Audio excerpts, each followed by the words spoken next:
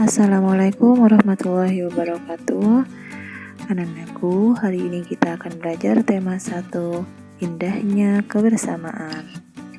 Materi hari ini adalah bahasa Indonesia, yaitu tentang gagasan pokok dan gagasan pendukung. Bagian pertama adalah memahami gagasan pokok dan gagasan pendukung suatu teks.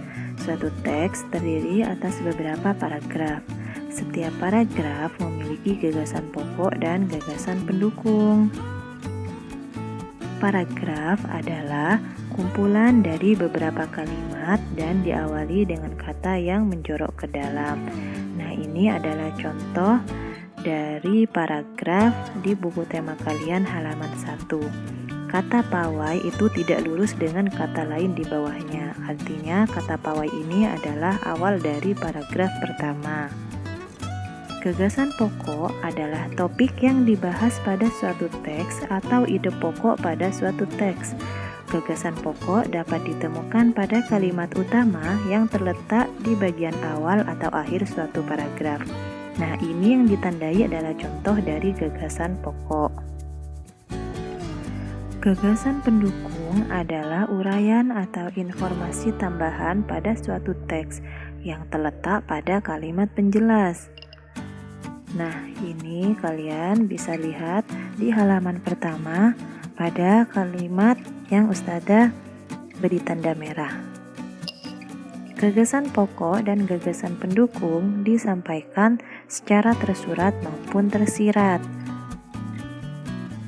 Gagasan pokok dan gagasan pendukung bisa ditulis dengan beberapa macam. Yang pertama adalah dalam bentuk diagram.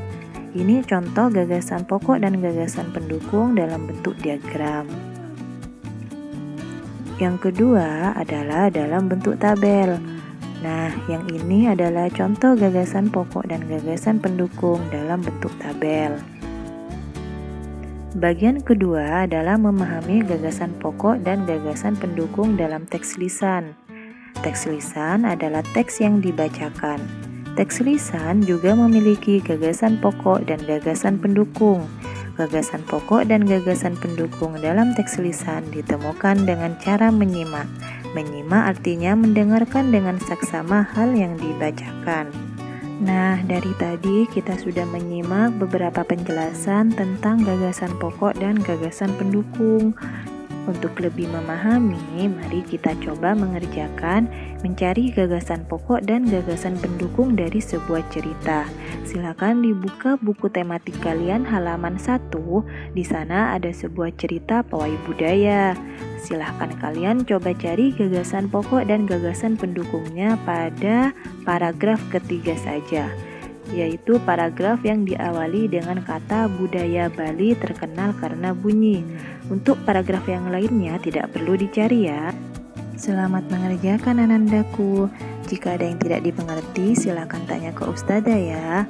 Hasil tugas ini kalian foto dan dikirimkan di Classroom. Sekali lagi, selamat mengerjakan anandaku. Wassalamualaikum warahmatullahi wabarakatuh.